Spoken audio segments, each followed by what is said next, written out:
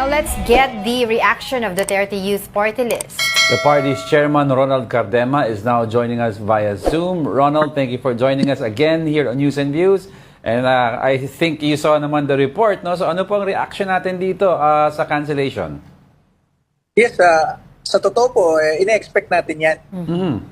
Kasi alam nyo, ang trabaho ng COMELEC ay mag-supervise sa election, magbilang ng boto, at pag sapat yung boto, iproklama ang panalo. So tayo po ay nanalo with 2.3 million votes noong May 12. At noong Proclamation Day, hindi tayo pinroklama ng COMELEC. Ang sinabi ng COMELEC, meron daw kasing tayong pending Disqualification. case sa kanila. Oo. Pero ang totoo doon, marami rin naman tayong kasamaang party list doon na nanalo, kahit merong isang senatorial candidate na nanalo, na merong mga pending case sa COMELEC, pero lahat naman sila pinroklama. Kaya doon pa lang, noong May 19 pa lang, alam natin na pinopolitika na tayo ng COMELEC. Tayo yung talaga, sinisingle out. So, pangalawa dyan, tumakbo tayo sa Korte Suprema dahil wala namang kaugnayan yung Certificate of Proclamation sa kahit anong kaso. Kahit merong kang pending case sa COMELEC, ayon sa rules ng COMELEC, the winner can be proclaimed and assume its seat, di ba? So, lalo na kung yung kaso natin, house show lang talaga noong 2019 pa. Kaya lang kahapon nga, nag-decide itong isang division nila. Inantay lang talaga nila na ma-formalize ng isang division nila yung mga pending cases natin. So, kahapon nagkaroon ng botong 2-1 at nakita natin yung 1, yung kay Presiding Commissioner Ray Bulay. Kung saan pinabulaanan niya yung mga sinabi rin ng dalawang junior commissioner at pati nung mga petitioner. Ang sinasabi kasi sa atin, meron daw tayong hindi na-publish nung hindi pa tayo party list. Yes, nung next day pa lang tayo. Yeah. Sinabi ni Presiding Commissioner Ray Bulay kahapon na ayon pala sa party list law, ang required under the law na mag-publish, hindi naman pala Duterte Youth Party List. COMELEC is the one required to the law. So, nagiging practice lang kasi sa COMELEC na dinedelegate nila minsan para makabawas sa gastos. Hindi na sila papublish sa dyaryo, yun na lang inutusan nila. Okay. Ang problema, hindi naman tayo inorderan.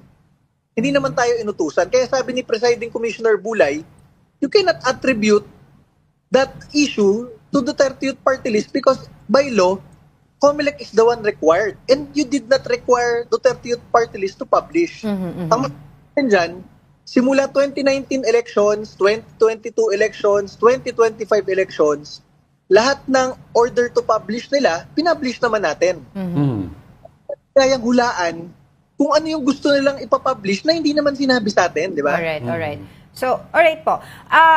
That's one of the merits Issues of the case, yung requirements ng publication and public hearing. Pero let's break down also yung other issues in the case. Isa po dyan, sinasabi ng COMELEC that clearly there's a misrepresentation existed in your nomination, no? That being you overaged. So, what is your reaction to that? Hindi rin sinabi ng petitioners at ng dalawang commissioner doon na nung nag-apply ang Duterte Youth Party List ng accreditation, it is Duterte Youth and Professionals ang nasa bylaws. So ang pina-aproba nating nominees, ang ages nung 5, 27, 40, 41, 43, and 46. Approved ng COMELEC and Bank yun noong 2019. So within a few months, nag-substitute ako within the given substitution period. So ako ay 33 years old. So umalis yung 5. Umalis yung 5. So 4 yun, 40 years old.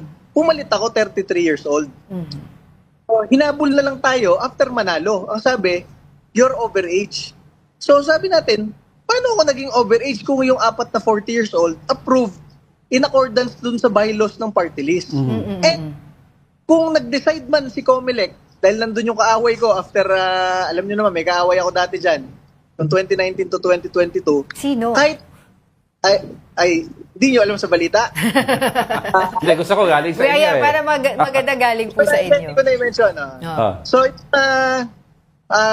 kung nag-decide man sila, after a few months nun, na, si Cardema, overage, ine-interpret namin na hindi kayo pang other sector, pang youth lang, sabi ni Presiding Commissioner Ray Bulay kahapon, it will not apply. Kasi, nung dineside nila na pang youth na lang kayo, tapos na. Hindi, Cardema did not violate anything. He just substituted after 4 na 40 years old, ay inapruba ng COMELEC. So, he did not violate anything. So, So, after nun, issue nila na yon, kung ako nag-filled in pa ng lampas 30 years old, doon tayo may issue. Yeah. Kasi hindi na susunod yung kanilang decision. Pero, ang masabi ko nga, lahat ng lahat ng order to publish, pinablish natin. Lahat ng notice of hearing, inattenda natin. Right. Lahat ng order ng COMELEC, sinunod natin. Hindi natin kayang isipin kung hearing na sila naman dapat nagpapatawag at sila yung required mag-publish, di ba? Oo. Pero Ronald, yung issue about your age, did they ask you for a comment bago man lang mag-come up with a decision itong unbank na to or itong division na ito? Did they tell you na ikaw ang dahilan tapos sinagot mo? Hindi approve naman sa bylaws yung ibang age namin. So, may comment ka ba nabigay? Actually, ang huling hearing dyan sa case na yan ay December 18, 2019 pa. Sinabit na natin yung sagot natin doon at confident naman tayo doon sa mga sagot natin doon. Sino ba chairman? Was it Garcia already? Chairman Garcia? Actually, wala nang sa set of commissioners ngayon, wala na dyan yung nakaabot ng 2019. So hindi kaya nakita nila yung evidence na present mo or yung explanation mo, hindi nila nakita when they did the hearing right now? Kasi kung sinasabi mong dapat kinonsider yun, di ba? Yes po, dapat po, syempre, kinonsider yon. And masabi natin dyan, bakit yung presiding commissioner nyo kahapon, talagang sinabi niya mismo na walang violation si Duterte Youth dyan. Una, yung pinablish, yung sinasabi niyong hindi niya pinablish, hindi naman sila yung required mag-publish. Yung hearing na sinasabi niyong hindi niya inattendan, sino bang nagpapatawag ng hearing? Yung civilian ba o yung government agency? Di ba yung government agency? Hindi naman pwedeng kami yung magpatawag ng araw kung kailan namin sila gusto makahearing, di ba? Pangalawa, kahit na wala yung dalawang yon, inapprove naman yung ating rehistro. Meron silang pagkakamali at ayaw na nilang banggitin yon, hindi natin pagkakamali yon. Yeah. Pangatlo, lahat ng inutos nila, lahat ng order nila, kinomplay natin mula 2019 elections, 2022 elections, and 2025 elections. Kaya wala tayong nilalabag dyan. Alam nyo, sinasabi nitong mga dalawang commissioner, para daw tayo yung Anwaray party list. Yung isang na-list, di ba? Ang Anwaray party list, nagkaroon sila ng 1 seat sa Congress, pero 2 ang umupo na Congress. Sabihin, 2 ang pinasweldo, 2 ang binigyan ng mga proyekto at pondo, daang milyong pondo ng Pilipinas, ang ginastos ng pangalawang congressman na hindi naman nag-exist. So talagang meron silang nilabag sa batas. Okay. Hindi ito relatable sa Duterte Youth Party List na meron daw tayong hindi sinunod. Wala naman tayong utos sa kanila na gawin yun. Paano Okay. natin mahuhulaan? Diba? Alright. So, yung iba pa po nilang sinasabi dito that you advocated, the party list advocated violence dahil dun sa mga statements na nilabas po ninyo on reports, on record. Example po, yung uubusin namin kayo sa lansangan kasamang NPA, blah, blah, blah. So, ang sinasabi nila dito, systematic calls daw yun to action that seek to legitimize violence as a means of governance and dissent suppression. So, hindi po yun nagre-representa ng, kumbaga, ng youth. Alam nyo, kahit hindi tayo abogado, matatawa kayo eh. Kahit yung mga tagapakinig nyo, hindi abogado, matatawa eh. Nung kampanya ng 2019, nag-statement tayo, ang sabi natin, pag kami sa Duterte Youth Party List ay nanalo, dedebatihin namin kayo hanggang maubos kayo sa Kongreso at sa lansangan. Alam nyo naman, si Jim Paredes, sinugod ko sa lansangan sa EDSA Shrine, nakipagdebate ako.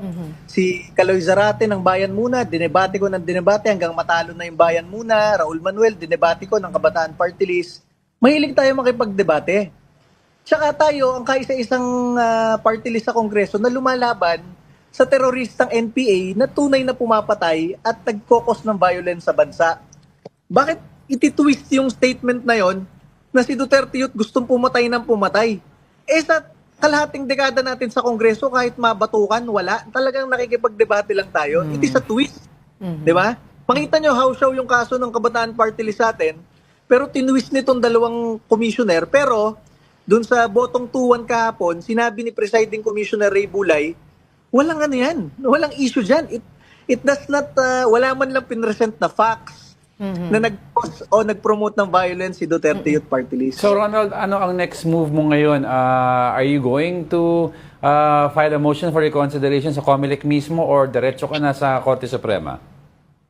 Yes, we are allowed to file a motion for reconsideration dito sa COMELEC and Bank, and we will comply dyan sa remedy na yan.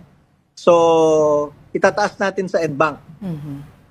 Normally sa NBank, tumatagal ng buwan yan, mga 1-2 buwan, pero sa aking pananaw, baka 1 linggo lang, may desisyon na agad yung NBank kasi may hinahabol yung mga yan na on June 30, assumption date ng lahat ng panalo, hindi maka-assume tayo.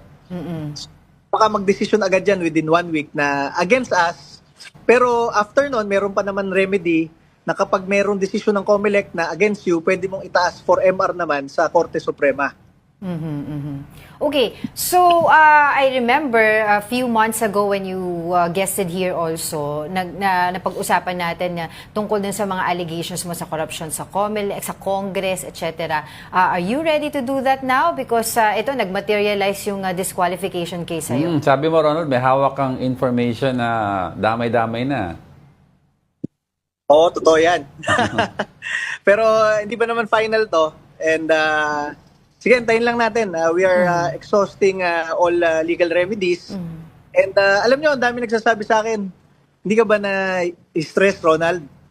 Sabi ko, una, pwede naman talaga akong ma-stress. Kaya lang, ang trabaho natin, ang trabaho ng Duterte Youth Party List, ay magsalita para sa taong bayan.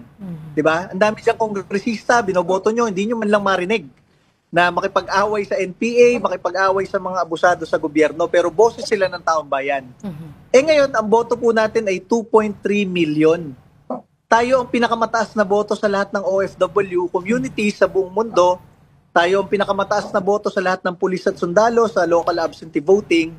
At 2 milyong Pilipino talagang nagtitiwala sa atin na tayo ay magsasalita. Kaya hindi tayo nawawalan ng pag-asa kasi tayo ang pag-asa at pinagkakatiwalaan ng maraming Pilipino. Alam nyo, masabi ko sa inyo, ngayon ko lang nalaman na meron pala kaming kasabay na dinisqualify kahapon. Yung congressman ng Manila, Si Joel Uy ba? Oo. Joel Uy, Yeah. nanalo siya sa boto, pinroklama siya, kahapon dinisqualify rin siya kasabay namin.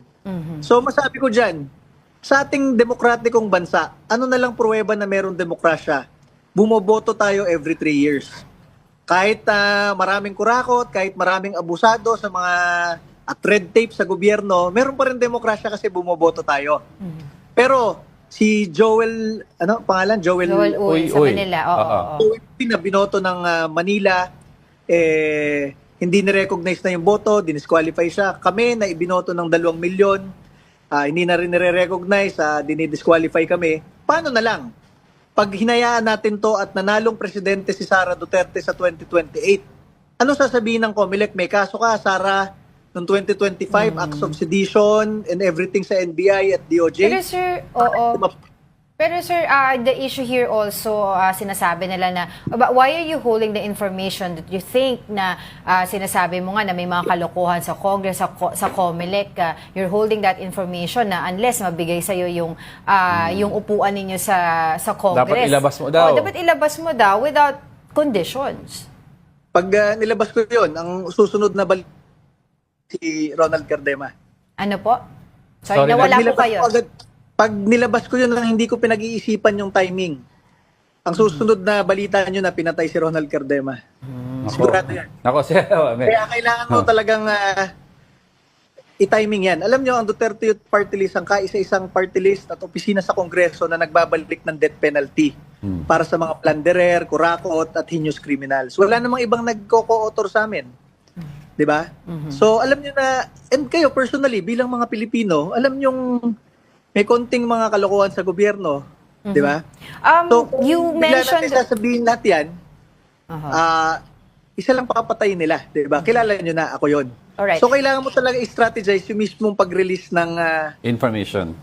So will you be releasing this either sa kondisyon na kapag ikaw ay kumbaga nanalo kayo sa disqualification case, or you will release this No matter what. no matter what the results will be? Kung naari ba may ibalik kayo at congressman ka, may privilege speech ba aasahan?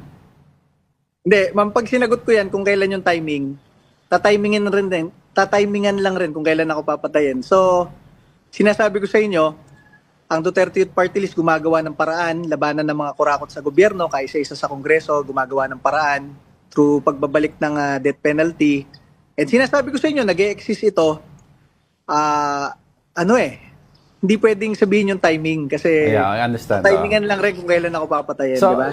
so Ronald, definitely on the record, ano ang mensahe mo sa COMELEC at sa mga kritiko? And masasabi mo ba outright na talagang pinupolitika ka kaya ito ang nangyayari? Yes, definitely sa ating mga tagapakinig, kung matalino kayo, makikita nyo agad na pinupolitika tayo. Bakit? Meron tayong mga kasamang party list at senatorial candidates na nanalo, meron silang mga pending cases sa COMELEC. Pero lahat sila ay naproklama.